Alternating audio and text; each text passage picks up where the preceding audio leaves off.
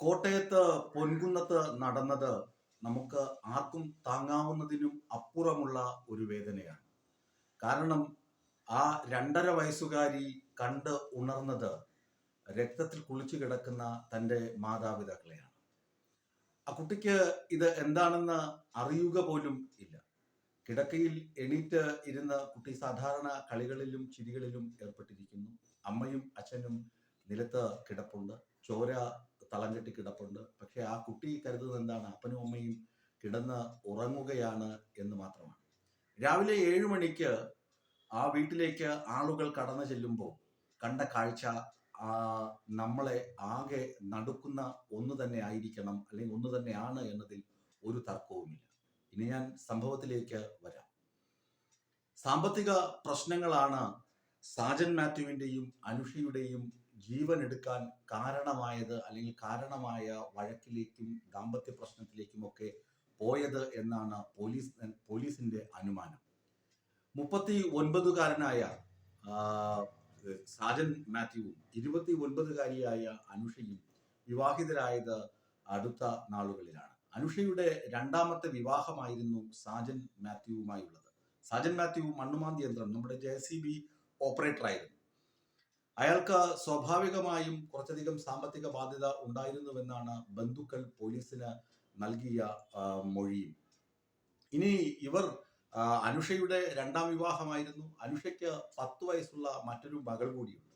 ആ കുട്ടി അപ്പനും അമ്മയ്ക്കും ഒപ്പമാണ്. അപ്പനും അമ്മയും അനുഷയുടെ കുടുംബത്തിലാണ് ആ കുട്ടി നിന്ന് വളരുന്നത്.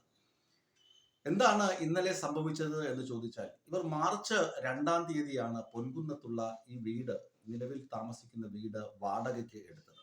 ഒരു വീടിന്റെ അപ്സ്റ്റേഴ്സിലായിരുന്നു താമസം. 2 കുടുംബങ്ങൾ ഈ വീട്ടിൽ താമസിക്കുന്നുണ്ട്, ഈ നിലയിൽ താമസിക്കുന്നുണ്ട്. ഇവരുടെ വീടും അനുഷ സാജൻ മാത്യു കുടുംബവും, അപ്പുറത്ത് മറ്റൊരു കുടുംബവും താമസിക്കുന്നുണ്ട്.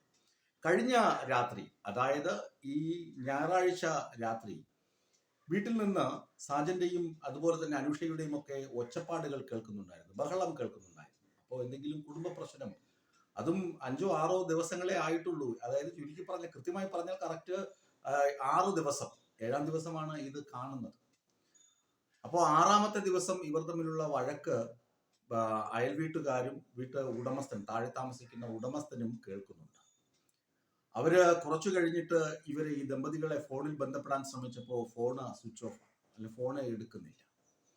അവർ കരുതി പ്രശ്നമൊക്കെ തീർന്ന് കിടന്ന് ഉറങ്ങിക്കാണും എന്ന് കരുതി വിട്ടു. പിറ്റേന്ന് രാവിലെ ഏജന്റിനെ വിളിച്ചു വരുത്തി, ഇവരെ കൊണ്ടുവന്ന ഏജന്റിനെ. കാരണം പരിസരവാസികൾക്ക് ശല്യമാണല്ലോ, ബഹളമാണ്, എന്താണ് കാരണം എന്നറിയാൻ ഏജന്റിനെ വിളിച്ചു വരുത്തി. ഏജന്റ് വന്ന വാതിൽക്കൽ മുട്ടി, അതായത് ഇന്നലെ രാവിലെ 7 മണിക്ക് ഏജന്റ് വന്ന് വാതിൽക്കൽ മുട്ടിയിട്ടും തുറക്കുന്നില്ല. പിന്നെ വീട്ടുടമസ്ഥന്റെ മറ്റൊരു താക്കോൽ ഉപയോഗിച്ച് വീട് തുറന്നു നോക്കുമ്പോഴാണ് ഞാൻ ആദ്യം വിവരിച്ച ദാരുണമായ കാഴ്ച കാണുന്നത്. പൊള്ളുന്ന മലയാളികൾക്ക് ചെറിയ ഒരു സംഭവം, സിമ്പതിയോ എമ്പതിയോ ഒക്കെ തോന്നാൻ മലയാളികളുടെ മനസ്സിന് വളരെ നൈർമല്യമുള്ളത് കൊണ്ട് പെട്ടെന്ന് തന്നെ ഇത് ബാധിക്കും. പക്ഷെ ആ കാഴ്ച, ആ സീൻ, അത് മനസ്സിൽ നിന്ന് ഒരിക്കലും പോകുന്നില്ല. 2.5 വയസ്സുള്ള കുട്ടി രാവിലെ കിടക്കയിൽ എണീറ്റിരുന്ന് കളിക്കുന്നു. തൊട്ട് താഴെ അപ്പനും അമ്മയും മരിച്ച് കിടക്കുന്നു. ഇതിൽ പോലീസിന്റെ നിഗമനം എന്താണെന്ന് വെച്ചാൽ, പോലീസ് കൃത്യമായി പറയുന്നുണ്ട്, അനുഷയെ ഇയാൾ വെട്ടി കൊലപ്പെടുത്തി. സാജൻ വെട്ടി കൊലപ്പെടുത്തിയ ശേഷം അയാള് മൃതദേഹത്തിൽ കണ്ട മുറിവുകൾ, ഇൻക്വസ്റ്റ് തയ്യാറാക്കുമ്പോൾ മുറിവൊക്കെ കാണുമല്ലോ. അപ്പോൾ ഇൻക്വസ്റ്റ് തയ്യാറാക്കുമ്പോൾ മുറിവിന്റെ അടിസ്ഥാനത്തിൽ ഇയാൾ സ്വയം കഴുത്ത് മുറിച്ച് മരിച്ചതായിരിക്കാമെന്നാണ് പോലീസ് നിഗമനം. ഇനി പോസ്റ്റ്മോർട്ടം റിപ്പോർട്ടൊക്കെ ഇന്നോ നാളെയോ ഒക്കെ കിട്ടുകയുള്ളൂ. കാരണം ഇന്ന് പോസ്റ്റ്മോർട്ടം നടക്കാൻ പോകുന്നതേ ഉള്ളൂ. വൈകുന്നേരമൊക്കെ ആകും പോലീസിന് പ്രാഥമിക നിഗമനം ഫോറൻസിക് സർജൻ കൈമാറാൻ. അത് എന്തുമാകട്ടെ, പക്ഷേ ഈ ഒരു ദൃശ്യം മലയാളികളുടെ മനസ്സിൽ നിന്ന് ഒരിക്കലും മാഞ്ഞു പോകില്ല. ഇത്തരം സംഭവങ്ങൾ ആവർത്തിക്കപ്പെടാതിരിക്കട്ടെ എന്ന് ആത്മാർത്ഥമായി ആഗ്രഹിച്ചുകൊണ്ട് നിർത്തട്ടെ.